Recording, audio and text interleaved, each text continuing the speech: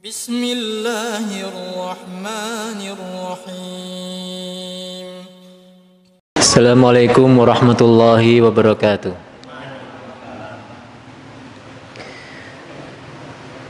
Innal hamdalillah nahmaduhu wa nasta'inuhu wa nastaghfiruh wa na'udzu billahi min shururi anfusina wa sayyiati a'malina. Man yahdihillahu fala mudhillalah wa man yudlil fala hadiyalah. Asyhadu an la ilaha illallah wahdahu la syarikalah wa asyhadu anna Muhammadan abduhu wa rasuluh. Allahumma salli wa sallim ala nabiyyina Muhammadin wa ala alihi wa sahbihi ajmain. Bapak-bapak, ibu-ibu, jamaah pengajian rutin malam Selasa yang dirahmati Allah Subhanahu wa taala, puji syukur kita panjatkan kehadirat Allah Subhanahu wa taala yang pada petang hari ini masih memberikan kita karunia umur panjang, masih memberikan kita karunia iman dan Islam, dan karunia istiqomah hadir dalam majelis ilmu yang semoga ini bermanfaat untuk diri, keluarga, dan orang-orang sekitar kita.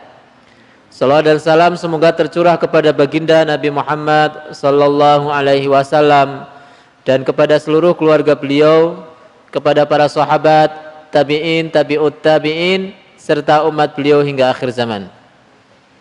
Jamaah yang dirahmati Allah, tidak terasa kita sudah memasuki bulan Sya'ban. Bulan Sya'ban dalam bahasa Arab berasal dari kata sya'ab. Sya'ab itu artinya golongan atau kelompok. Karena kebiasaan orang-orang Arab zaman dahulu, di bulan ini mereka sibuk berpencar mencari air, sehingga dinamakan bulan Sya'ab. Ada juga yang mengatakan bulan Sya'ban berasal kata dari sya'aba, yang artinya muncul. Muncul kenapa? Muncul antara dua bulan yang mulia, yaitu bulan Rajab sebelum bulan Sya'ban ini, dan bulan Ramadan setelah bulan Sya'ban ini.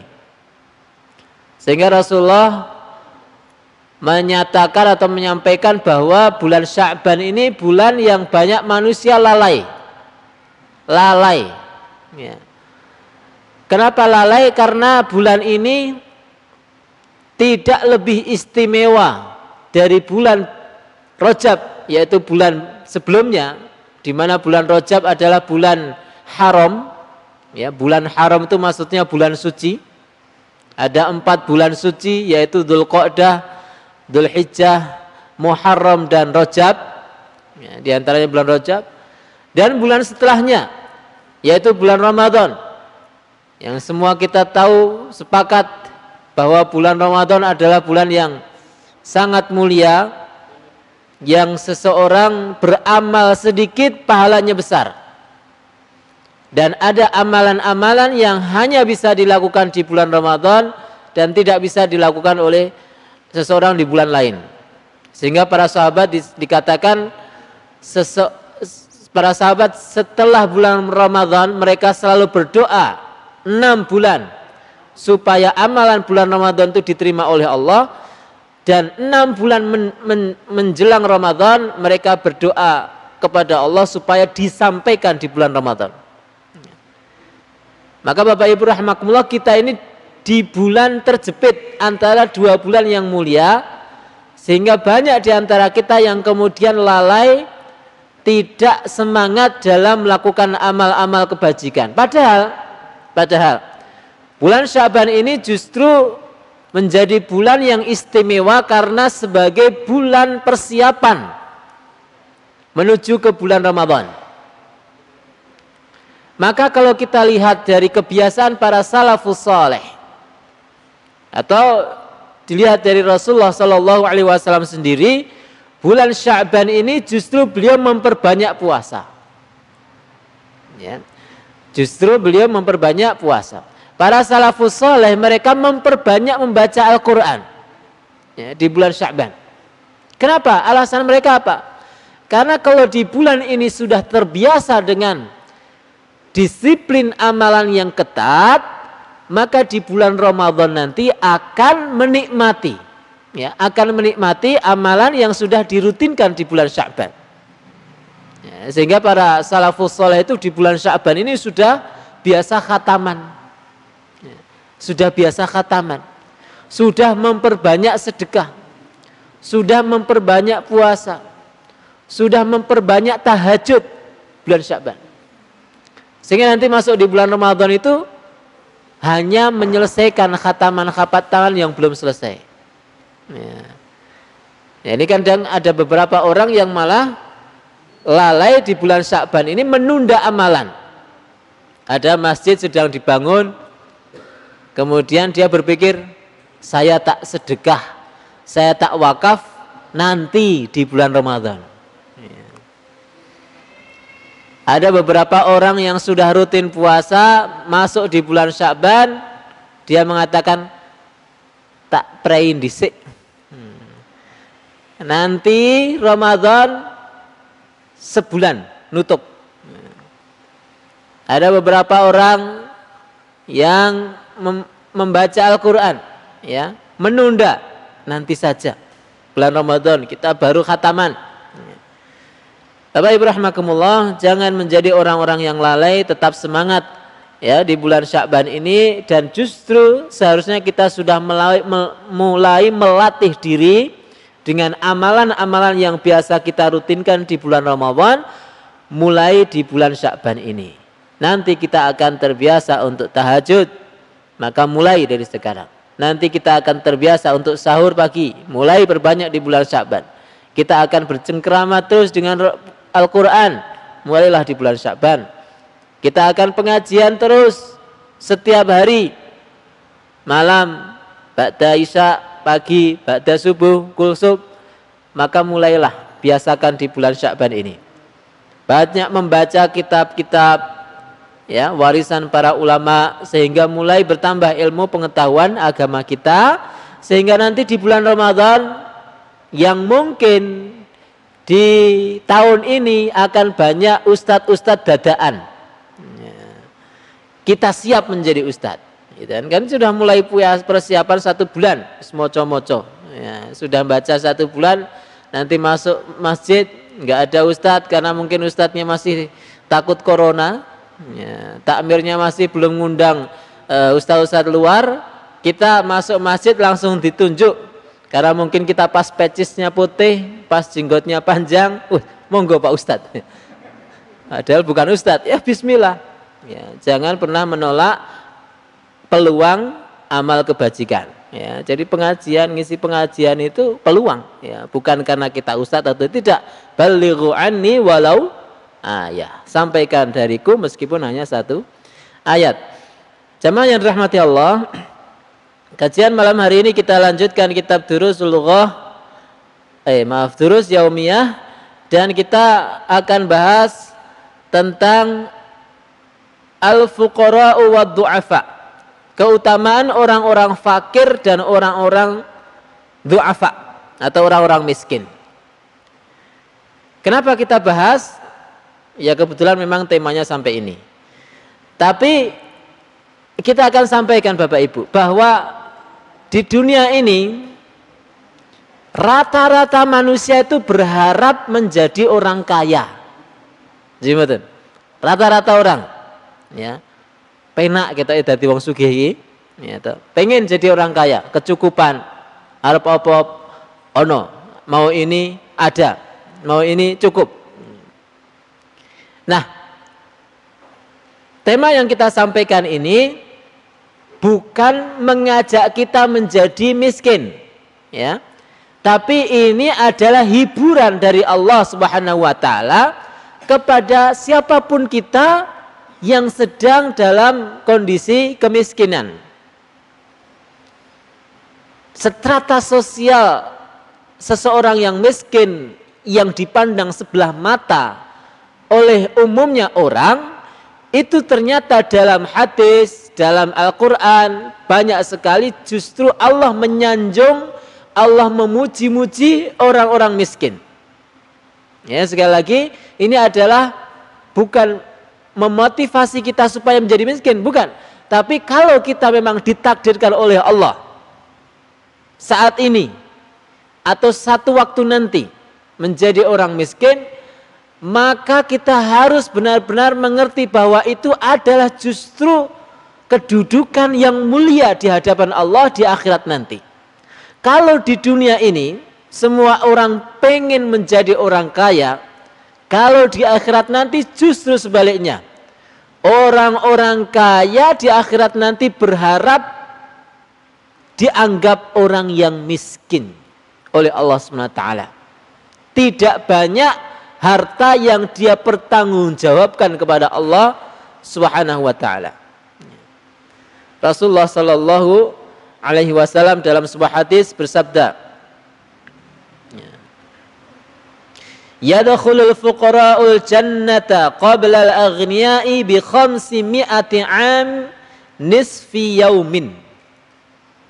Orang-orang fakir akan masuk surga sebelum orang-orang kaya selama sejarah 500 tahun, dan itu hitungannya setengah hari akhirat. Ya, jadi kalau di akhirat nanti itu satu harinya itu sama dengan 1000 tahun di dunia. Satu hari di akhirat itu bandingannya seperti 1000 tahun di akhirat. Orang-orang fakir itu masuk surga lebih dahulu daripada orang kaya setengah hari saja. Tapi setengah harinya berapa? 500 tahun. Ya wong sugih yang mlebu surga ning keri. Nah, ini adalah sebuah kabar gembira ya, bagi siapapun yang apalagi di masa pandemi ini Allah ubah keadaannya. Betapa banyak di ya beberapa teman-teman yang kemarin Masya Allah ya kaya, mereka kecukupan, tapi di masa pandemi apa-apa sulit ya. Pekerjaannya tidak ada ya, bahkan hutangnya semakin tidak terbayar ya, kebutuhan semakin mahal. Pandemi ini ya katanya menurun tingkat pembelian, tapi barang-barang makin mahal, sehingga mengubah keadaan seseorang yang sebelumnya kecukupan menjadi kekurangan. Orang-orang yang beriman maka dia tidak akan putus asa terhadap rahmatnya Allah Subhanahu wa taala. Makanya pendidikan yang paling tepat yang diberikan oleh orang tua kepada anaknya, atau lembaga pendidikan sekolah, pesantren dan seterusnya kepada para santri dan siswa-siswanya adalah menyiapkan mereka untuk siap menjadi orang miskin. Nek mong siap dadi wong sugih kabeh wong iso, Pak. Kowe pengen dadi wong sugih ra? Semuanya mau, ya. Tapi kalau dia ditanya dadi miskin gelem ra? Semua orang menolak. Padahal kalau orang sudah terbiasa dengan hidup miskin, pasti dia ya dengan kekayaan biasa saja. Ya. Tapi kalau orang kaya, kemudian satu waktu dia dicabut kekayaannya, tidak banyak orang yang siap dalam hal ini. Jadi pendidikan orang tua kepada anaknya misalnya, hidup yang sederhana, makan yang ya tidak mewah-mewahan. Demikian juga seorang ustadz atau ustadzah mendidik putra-putrinya, jangan apa-apa dilengkapi atau dicukupi. Latihan prihatin. Meskipun di rumahnya dia orang kaya, masuk pesantren latihan hidup sederhana. Nyuci sendiri, ya kan? Ya mungkin nanti bangun, kemudian merapikan baju, merapikan tempat tidurnya. Nanti satu waktu dia kerja bakti membersihkan kamarnya. Itu semua adalah latihan kesederhanaan menjadi orang-orang miskin. Kadang-kala menjadi sangat prihatin ya di beberapa lembaga pendidikan, mau nyapu wae ya, nyapu kamar, nyapu asrama sudah ditangani oleh tukang kebun. Ya.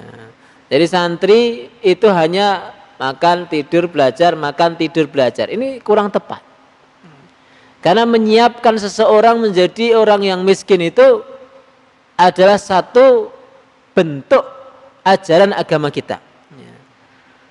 Rasulullah Shallallahu Alaihi Wasallam juga pernah, beliau menjadi orang kaya, beliau juga pernah menjadi orang miskin. Siap menjadi orang kaya, siap juga menjadi orang miskin. Apalagi seorang wanita, yang kadang-kala bisa jadi nanti ditakdirkan menjadi jodoh suaminya yang miskin. Kalau dia tidak terbiasa dengan hidup sederhana, rumah tangganya akan retak. Tapi kalau dia bisa terbiasa hidup sederhana, apapun kondisi suaminya, dia akan terima, dia akan menjaga rumah tangganya. Wallahu a'lam bishawab. Yang jelas ya, kita semua tidak tahu kondisi nasib kita itu seperti apa. Ada orang yang ditakdirkan sebagai orang yang kaya, ada orang yang ditakdirkan sebagai orang yang miskin. Yang jelas dua-duanya adalah ujian. Sebagaimana dalam Quran surat Al-Anbiya ayat 35 Allah berfirman, "Wa nabluukum bisyarri wal khairi fitnah wa ilaina turja'un." Dan kami uji kamu semua dengan keburukan dan kebaikan, sebagai ujian, dan kepada kamilah kalian dikembalikan. Jadi keburukan dalam hal ini ya kemiskinan, sakit, musibah, kehilangan harta, rumah dan sebagainya, ya. Itu ujian dari Allah. Yang semuanya harus dikembalikan kepada Allah. Ini semua titipan. Demikian juga ujian berupa khair, kebaikan. Menjadi orang kaya, jabatannya tinggi, keluarganya menyenangkan, ya, banyak orang yang suka sama dia, fisiknya ganteng, cantik. Itu semua adalah ujian dari Allah Subhanahu wa taala. Yang kita semua kembali harus mengembalikan bahwa itu titipan yang kita tidak boleh sombong, tidak boleh ya, tidak amanah dalam hal menjaga titipan Allah ini. Jamaah yang dirahmati Allah. Rasulullah Shallallahu Alaihi Wasallam ya, satu waktu disebutkan dalam hadis Sa'ad bin Abi Waqqas. Beliau berkata, "Kunna ma'an Nabi sallallahu alaihi wasallam." Satu waktu kami bersama Nabi sallallahu alaihi wasallam fi sittati nafarin. Dalam 6 orang, bersama kami ada 6 orang. Qala al-musyrikun. Orang-orang musyrik berkata, "Utrud haula." Usir orang-orang ini, 6 orang yang berada di sekitar Nabi. Ya, itu sama orang-orang musyrikin, suruh ngusir. Utrud haula, hei Muhammad, usir orang-orang ini. La yajtari'una alaina. Ini tidak pantas orang-orang ini. Jadi mungkin orang-orang ini yang di sekitar Nabi ini orang-orang miskin. Orang-orang miskin. Sehingga orang-orang musyrik, yang kita tahu orang-orang musyrik Mekah saat itu adalah pejabat-pejabat. Orang-orang kaya, ya, orang-orang yang memiliki pengaruh. Ketika Rasulullah sedang pengen mendakwai mereka, sementara di sekitarnya adalah orang-orang miskin, para pejabat ini malu. Usir dulu 6 orang itu, baru kita ngobrol. Qala, dan Sa'ad bin Abi Waqqas ini mengatakan, "Wa kuntu ana wa Ibnu Mas'ud." Saat itu ada saya, ada Ibnu Mas'ud, wa rajulun min Hudzail, dan 1 orang dari Hudzail, wa Bilal, dan Bilal, wa rajulan, dan ada 2 orang nasitu ismaihima, saya lupa namanya. Fa waqa'a fi nafsi Rasulillah sallallahu alaihi wasallam ma sya'allahu ayyaqa fa haddatsa nafsahu. Maka Rasulullah enggak suka dengan kalimat orang-orang musyrik itu. Maka sampai Allah Subhanahu wa taala menurunkan sebuah ayat Quran surat Al-An'am ayat 52. Wala tatrudil ladina yad'una rabbahum bil ghadati wal 'ashiyyi yuriduna wajha. Jangan kamu usir orang-orang yang berdoa kepada Rabb mereka di pagi dan malam hari, yang mereka berharap keridhaan Allah. Ya. Sampai Allah sendiri yang mengingatkan Nabi. Karena ini Bapak Ibu rahimakumullah, kadang-kala juga memang mungkin ya menjadi umumnya orang ya, ketika bertemu dengan orang-orang tinggi dan sekitarnya itu mungkin pas bersamanya dengan orang-orang yang mungkin pakaiannya kurang rapi, atau mungkin fisiknya kurang begitu menarik, itu ada rasa minder. Sehingga ini mungkin Rasulullah ada rasa pengen menjauhi mereka. Allah SWT kemudian menegur, jangan kamu usir orang-orang miskin yang berada di sekitarmu, yang mereka itu berdoa kepada Allah di pagi hari dan di malam hari. Ini menunjukkan bahwa orang-orang miskin yang berada di sekitar Rasulullah SAW adalah orang-orang yang juga dimuliakan oleh Allah Subhanahu wa taala. Bahkan Rasulullah dalam satu waktu pernah berdoa, Allahumma ahyini miskinan wa amitni miskinan wahsyurni fi zumratil masakin yaumal qiyamah. Ya Allah, hidupkanlah aku sebagai orang miskin, matikanlah aku sebagai orang miskin, dan kumpulkanlah aku bersama dengan golongan orang-orang miskin di hari kiamat. Sampai Rasulullah sendiri pun berdoa seperti itu, ya. Dan kita tahu bahwa Rasulullah SAW di akhir hayatnya beliau meninggal dalam keadaan miskin. Ya. Beliau pernah miskin, beliau pernah kaya, tapi di akhir hayatnya pun beliau kembali kepada kemiskinannya. Jadi jangan pernah kita minder ketika menjadi orang miskin. Nabi kita pun orang miskin. Nabi kita pun orang miskin, bahkan berdoa supaya berkumpul dengan orang-orang miskin. Satu waktu juga ya, diceritakan dari hadis Umar radhiyallahu anhu, laqad ra'aitu Rasulullah sallallahu alaihi wasallam yadhallu yauma yatalawwa.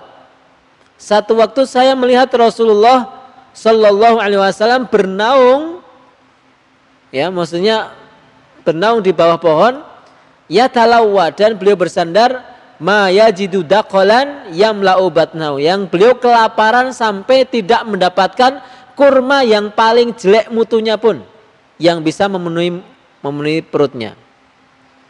Jadi Rasulullah itu ya dilihat oleh Umar bin Khattab. Jadi kita cerita seorang nabi, seorang presiden, seorang jenderal, orang yang terbaik di muka bumi ini, orang yang paling dekat dengan Allah.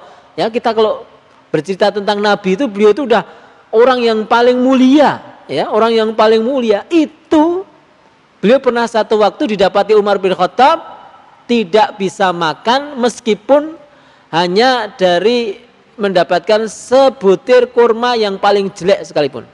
Kurma paling jelek itu harganya berapa tuh? Ya. Jadi kalau kita permisalkan uang 1.000 rupiah itu ya mungkin masih bisa dapat roti, ya. Kurma itu mungkin harganya 500-an rupiah, yang kurma yang paling buruk, itu Rasulullah aja nggak dapat. Artinya dalam kondisi yang sangat miskin Rasulullah. Padahal beliau yang notabene adalah orang yang paling dicintai oleh Allah, orang yang paling dimuliakan oleh manusia dan kita semua.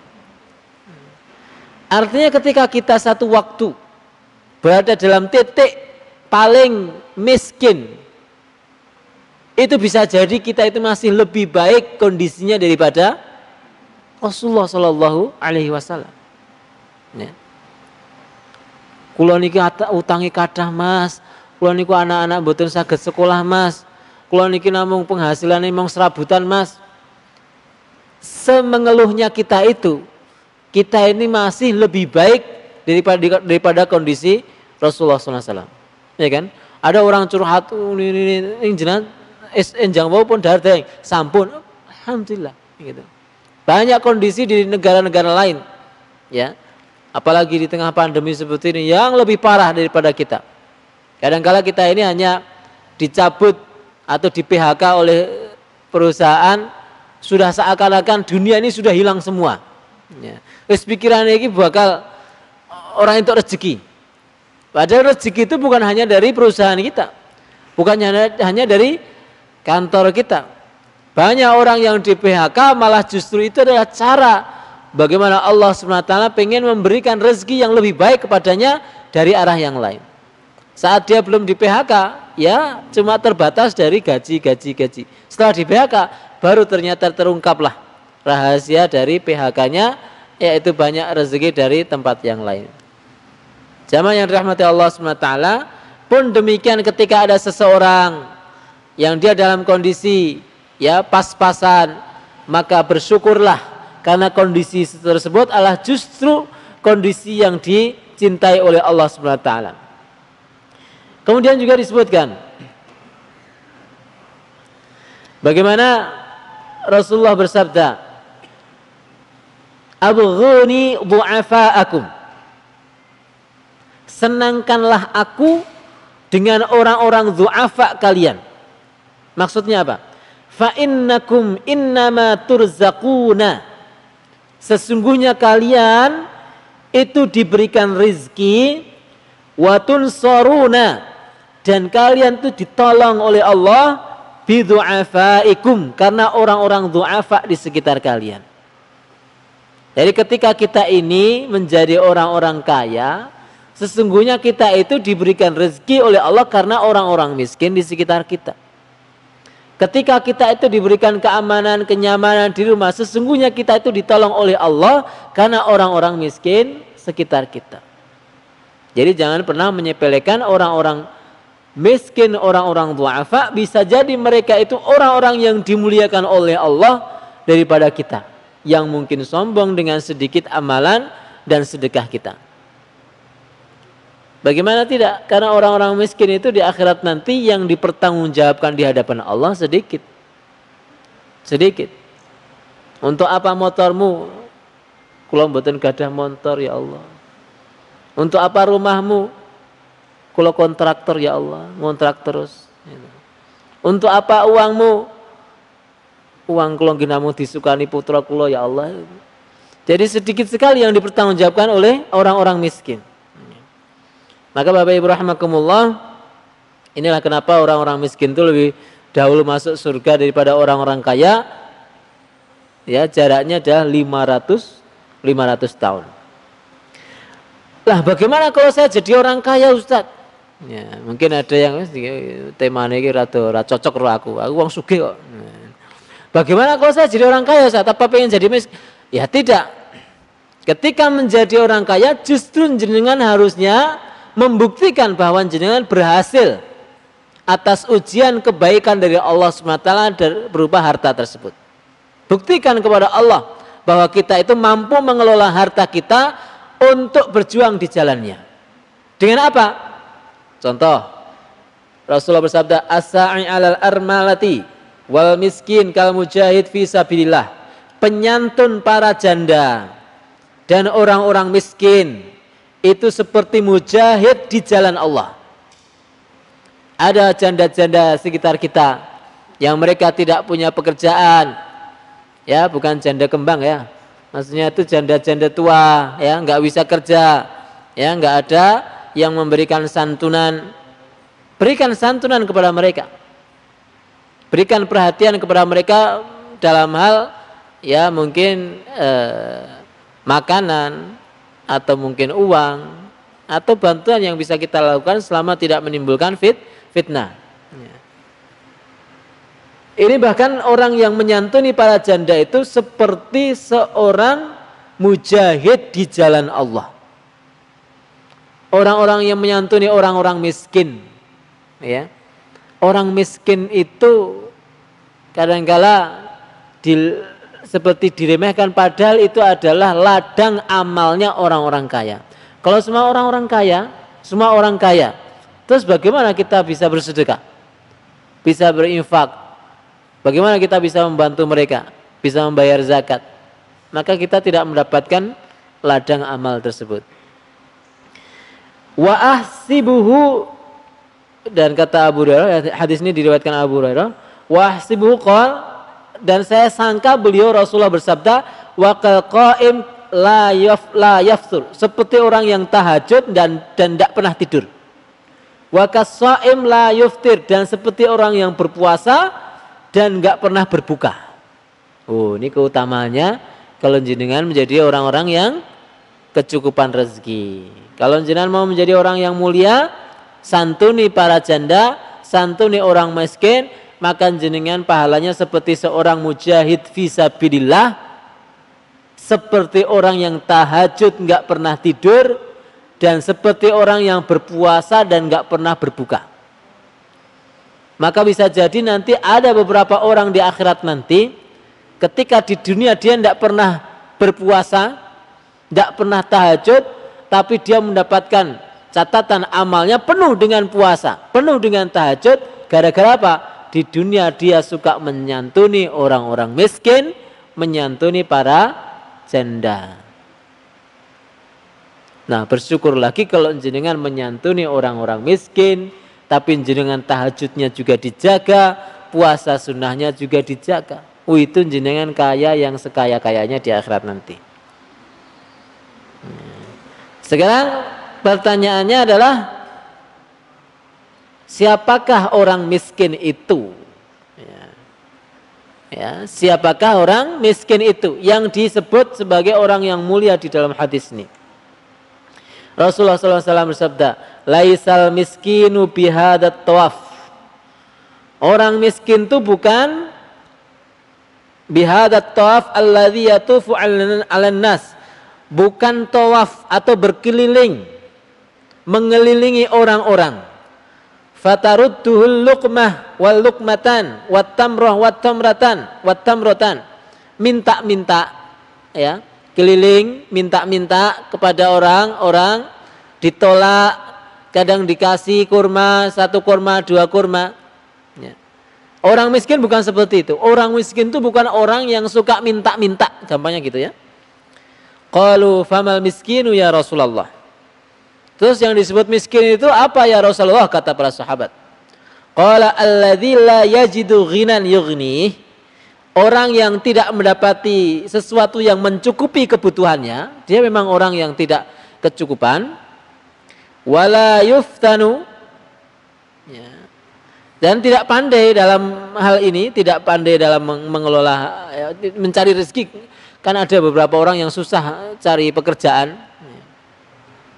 Fayutasaddaqul alaihi, kemudian dia diberikan sedekah.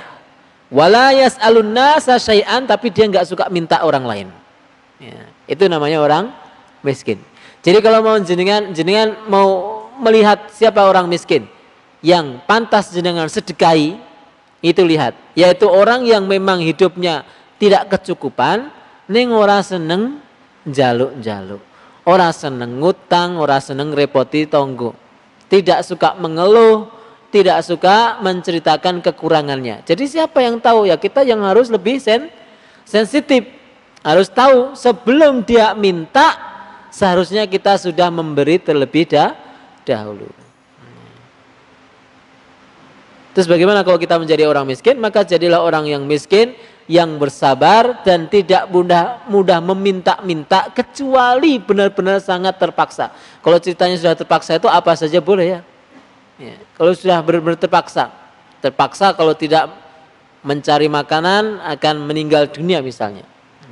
Terpaksa kalau tidak mencari hutangan maka kita akan dipenjara, misalnya dalam satu kasus tertentu. Misalnya ditipu orang dan sebagainya, itu terpaksa.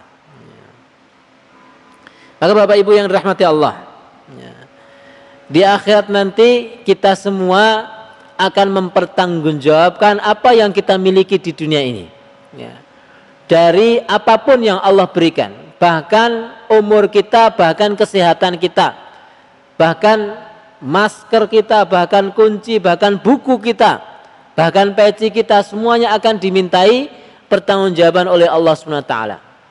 Sehingga ketika kita sadari bahwa benda-benda yang kita miliki itu akan dipertanggungjawabkan ke hadapan Allah dalam waktu yang panjang, ya, mempertanggungjawabkan semua apa yang kita miliki itu bukan hanya beberapa hari, bukan hanya beberapa bulan, mungkin bisa sampai tahunan kita LPJ di hadapan Allah.